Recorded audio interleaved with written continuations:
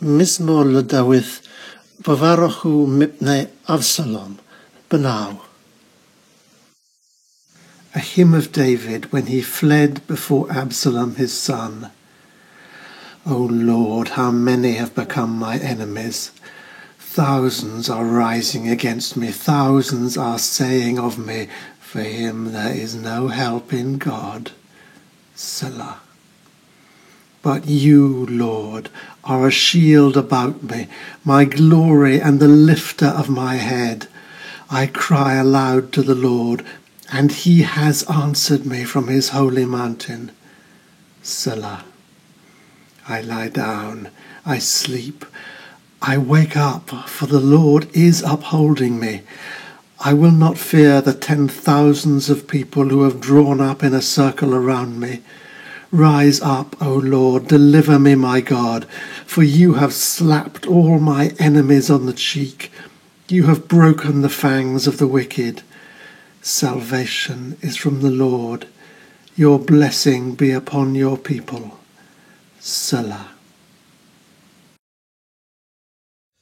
So the launch of your book is going to be what next week, is it? Which should be a really fun event. It's going to be on the 11th of February, and I've been very encouraged by it. I mean, obviously, there's a disappointment about not having a physical launch and pouring out the wine and moving among people and all of that, which I would naturally love to do.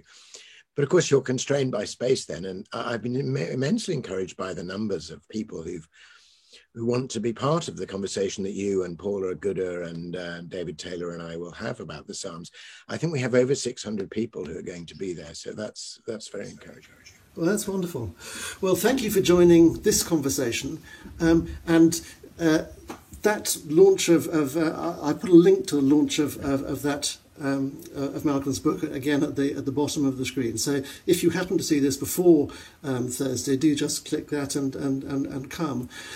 Meanwhile, these conversations have, and the basis of them is that, quite unbeknownst to one another, it turned out that during lockdown, both Malcolm and I were working on books about the Psalms. My one was a translation, illustrated translation that I made a selection of during lockdown, but I actually goes back many years that I'd been doing this. And Malcolm's was this book we were just talking about, David's Crown, which is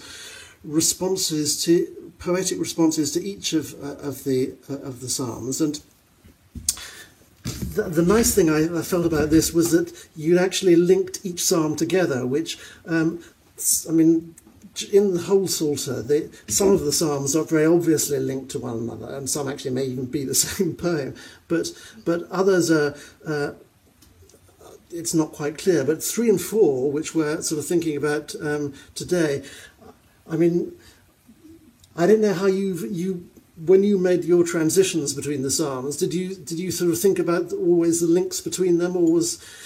Oh, yes, I did, because, of course, I always know that the landing place, as it were, at the end of a poem about one psalm, the line you're landing on, and often one writes towards the last line, was also the launching place for the next one.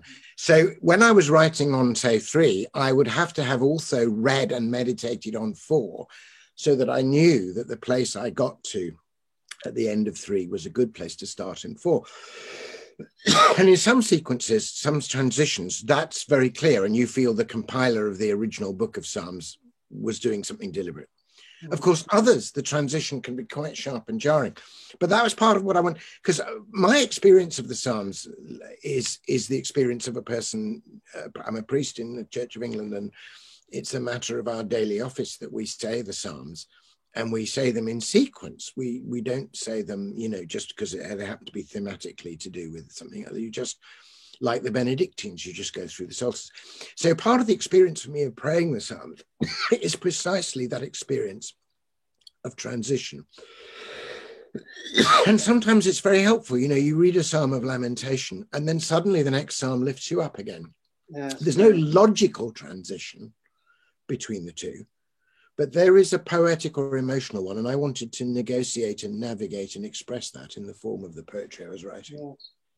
Well, I mean, these 2, 3 and 4, I mean, Well, they don't necessarily always link them, but it seemed to me they're very clearly linked, just partly because the sort of shape of the psalm is very sort of similar, with a selahs in between the same sort of blocks of verses, but also thematically you have Psalm 3 links itself in the sort of superscription to this story of David, and it goes from sort of night and day and night and day in both psalms, so you get the same kind of sort of theme coming through. I mean, and which sleeping, waking, it's almost like evening and morning in the third day, whatever it is. Absolutely, and I very much use that in my illustrations, which are probably the most I've several times sort of referenced Blake in my illustrations to. Oh, that's interesting. I reference Blake quite often in my poetry sequence. I've got some that are specifically Blake in the sequence. Yes, no, I noticed that, and these ones are very much referencing the. His illustrations to Thornton's Virgil, which lovely little, the only landscape woodcuts he really did, which very much influenced Samuel Palmer. Oh, they were, yes. Palmer was hugely inspired by this. Well, that's it. Nice to know, because I think of you and your painting as in that lineage of Blake and Palmer. That there's as it were, a mystical element to the painting. It's a natural painting, and yet it's seen, as Palmer would say, in Eden's light as well as in our own. Yes. Well, in this case, I had the wonderful kind of, because the story that the first psalm, Psalm 3, is very much linked to, is that story of the worst time really in David's life, when his son is trying to kill him, and he flees from Jerusalem with some sort of followers, and and there's this character, Shimei, who is pelting him with stones and dirt as he's making his exit. And he refuses to respond to this, but he ends up by the fords of Jordan, sort of camping there.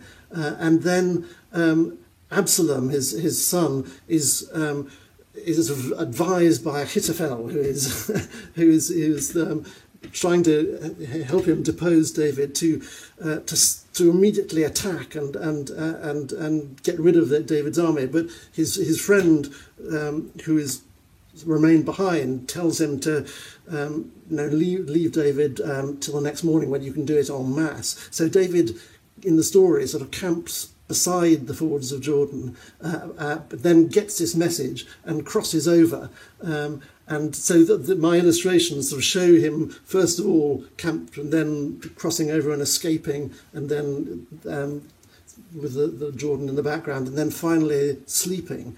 But this thing of you've made quite a lot of this, which in a lovely way in your sort of poem, this sort of sense that which the sort of psalm has, that when you're under attack from all kinds of directions like this, that often there is nothing you can do yourself except, as it were, hand it over to... Yes, that's right. I think I've got almost using a modern idiom in my own response. I have this, I list all the troubles and difficulties, and then I go something like, just let it go for now. Yeah. Don't even try. Lie down and rest. 3 very short sentences like... Yes, and I mean, do you end up with you get another view or something? I can't remember what. Yeah, that's right. That's picked up in 4 as well. Yes, it was. Those were 2 psalms where the transition is very clear and continuous between the two. Yes, which is why, I mean, scholars often link 4 to 5, which may be so, but it just seemed to me that the story of that being surrounded by enemies and somehow finding a place of peace within that is very so strong between the two, and I mean, because your poems link to one another with the repeated last line and first line.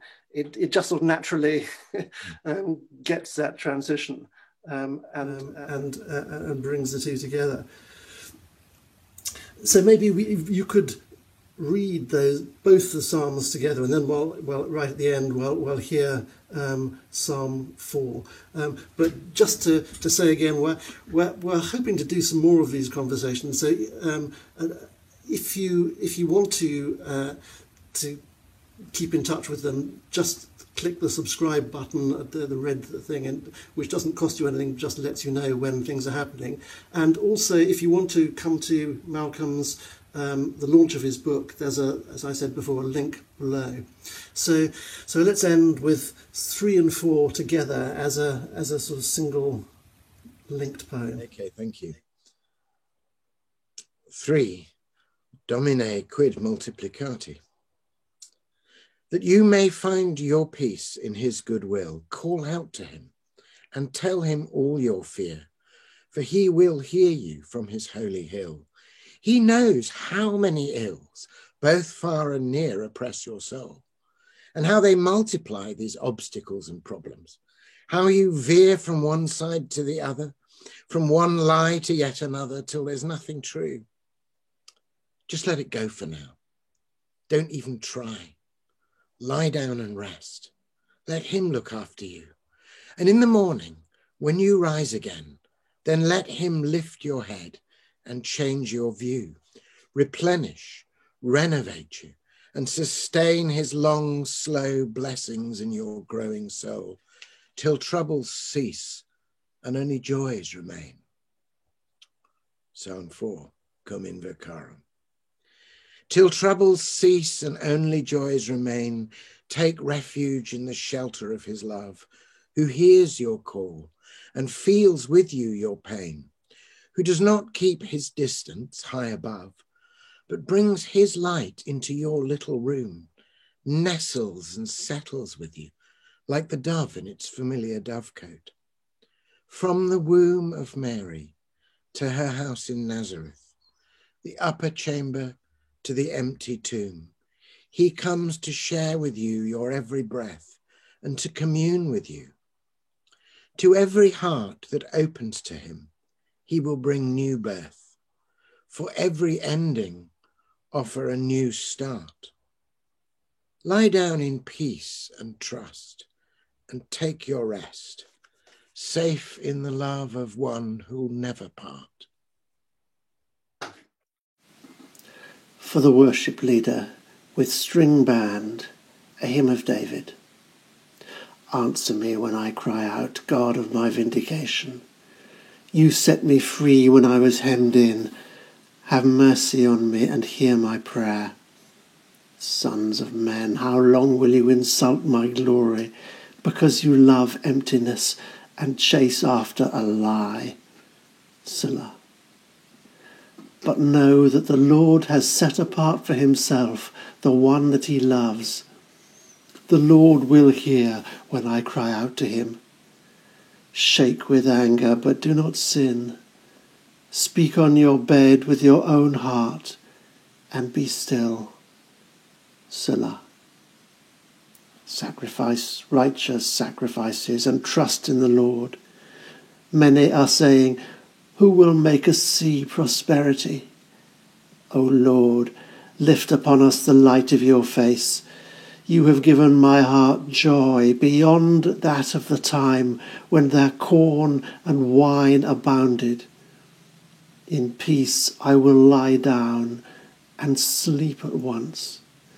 For you alone, Lord, make me rest without fear.